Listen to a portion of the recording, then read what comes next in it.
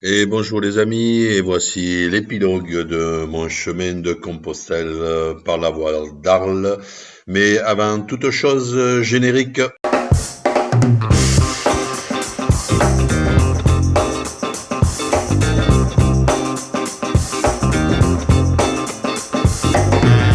Me voilà enfin dans la file d'attente où c'est interdit de prendre une photo. Hop, trop tard.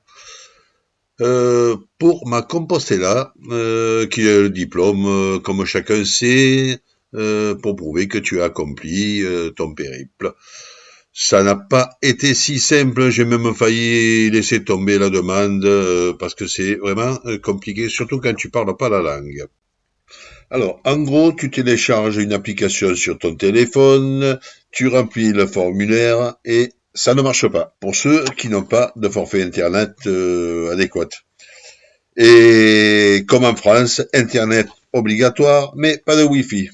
Donc, je remplis un papier, je remets au guichet qui me délivre un ticket que tu scannes avec ton téléphone, mais comme tu n'as toujours pas d'Internet, soudain, une envie de meurtre s'empare de toi. Même l'espagnol était dans mon état. Pourtant, c'est très simple. Pour faire gagner du temps, tu remplis ta demande sur ton formulaire. On te donne un numéro. Moi, c'était le 0406.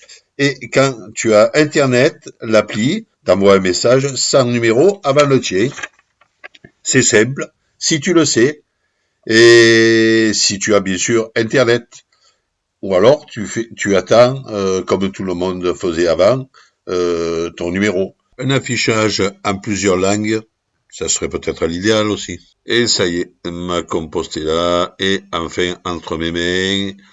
Et bien sûr, en latin. La plupart des pèlerins, après avoir reçu la Compostela, se rendent sur Fistera pour recevoir la Fisterana, diplôme aussi, comme quoi on est allé jusqu'à Fistera, le Finistère espagnol. Là, je n'ai pas pu y aller, je n'avais, on peut dire, marre. Non pas que les gens n'allaient pas, j'étais plus à 80 kilomètres près après plus de 1500 kilomètres, mais le moral n'y était plus. Donc depuis les 200 derniers kilomètres, la plupart des gens sont bien, sont sympas, hein, c'est pas ça. Mais je commençais, 3 mois déjà que je suis parti de la maison, je me lance une glissée quand même de la famille. Et disons, c'est plus les derniers kilomètres, ce n'est plus le chemin que j'avais connu, aussi bien sur le chemin du Puy, que j'avais fait l'année d'avant et l'année dernière, et où là, le chemin à partir de Pointe-à-la-Reine, même avant, le chemin c'était bon, moins de personnes, mais c'était le chemin.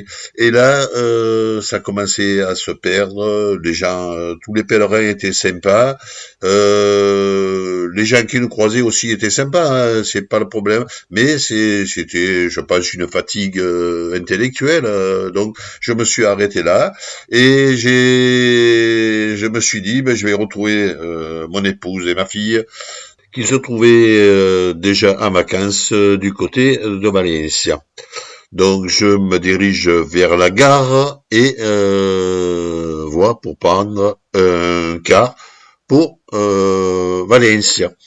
Arrivé à un guichet, je demande si la dame parle français. Elle me dit que non, donc je continue en espagnol, en Espagne, et je demande un billet pour Valencia. Jusque-là, tout va bien, et j'attends au niveau de la gare. Sur mon billet, je remarque bien qu'il a marqué Valence. Mais bon, c'est vrai qu'en Espagne, chaque région a un peu son écriture, donc je ne m'inquiète pas plus que ça. Et j'attends mon car qui bien sûr bientôt arrive. Voilà, et je monte dedans et je continue, voilà, tranquillement, hein, sans problème.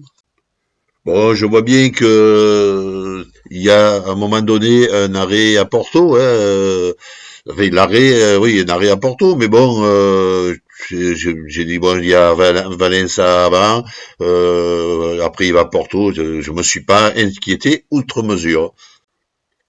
Arrivé à Valencia, ou Valence, je trouve que la ville est vraiment petite pour être Valence.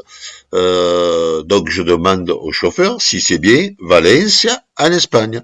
Et là, il me répond, non, non, c'est Valença au Portugal. Donc j'ai franchi la frontière sans m'en apercevoir. Donc voilà. Donc je lui demande un peu ce que, ben, parce que moi je suis un peu un peu, comme on peut dire, dans la merde. Hein. Il me dit, ben, venez avec moi jusqu'à Porto et après on ira là-bas de voir pour une carte pour aller jusqu'à Madrid. Et me voilà donc parti pour Porto.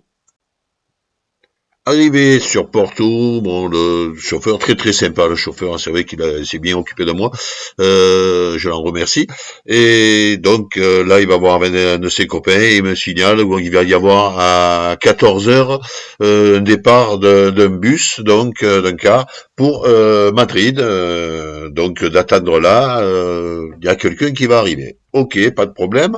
La personne s'en va et là, je regarde ma montre et je m'aperçois qu'il est 14h15.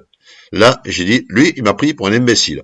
Alors, ce n'est pas le cas, parce que bon, c'est vrai que j'ai pas pensé que dans ce coin-là, ben, il y avait 1 heure de décalage, donc ce n'était que 13h15. Bon, là, c'est ma faute. Donc, j'ai attendu un moment, après, j'ai trouvé un endroit où, vraiment, il vendait un billet pour, Madrid. Donc, j'ai pris le bus, j'ai pris un billet, j'ai bien précisé que c'était en Espagne, parce que bon, apparemment, il n'y a pas de bus ou de cars qui vont à Valencia, donc de Porto à Valencia. Donc c'est Porto, Madrid, Madrid, Valencia.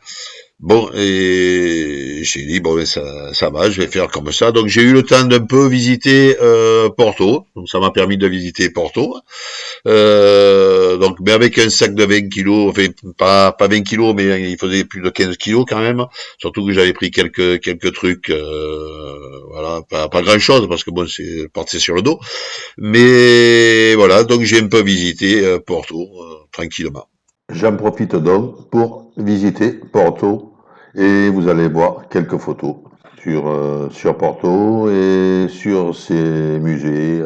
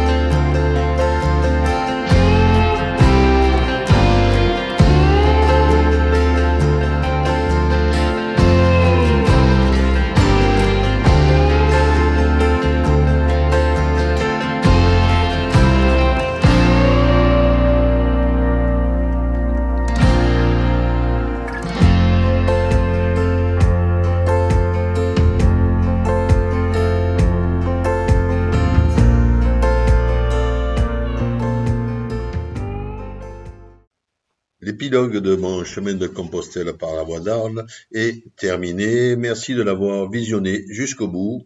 Un petit pouce vers le haut si ça vous a plu et pour mieux me référencier sur YouTube, pensez à vous abonner si ça n'est pas déjà fait pour recevoir mes dernières vidéos.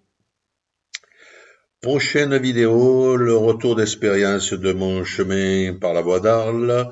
En prévision, mon chemin par la voie du Puy-à-Melay et quelques vidéos sur le matos utilisé. À très bientôt, j'espère.